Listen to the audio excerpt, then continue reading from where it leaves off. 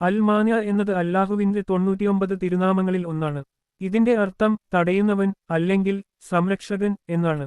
യാത്രാവേളകളിലോ ദൈനംദിന ജീവിതത്തിലോ ഉണ്ടായേക്കാവുന്ന അപകടങ്ങൾ, രോഗങ്ങൾ, വലിയ ദുരന്തങ്ങൾ എന്നിവയിൽ നിന്ന് അല്ലാഹുവിന്റെ സംരക്ഷണം ലഭിക്കാൻ ഈ നാമം പതിവായി ചൊല്ലുന്നത് ഉത്തമമാണ്. ദാമ്പത്യ ജീവിതത്തിൽ ഭിന്നതകളോ വഴക്കോ ഉള്ളവർ ഉറങ്ങുന്നതിനു മുൻപ് യാ മാന്യ എന്ന് 100 തവണ ചൊല്ലി പ്രാർത്ഥിക്കുന്നത് പരസ്പര സ്നേഹവും സമാധാനവും വർദ്ധിപ്പിക്കാൻ സഹായിക്കും. തെറ്റായ ശീലങ്ങളിലോ ചീത്ത കൂട്ടുകെട്ടുകളിലോ അകപ്പെട്ടുപോയ വ്യക്തികൾക്ക് ഇതിൽ നിന്ന് മോചനം നേടാൻ ഈ നാമം ധാരാളമായി ചൊല്ലി പ്രാർത്ഥിക്കാം.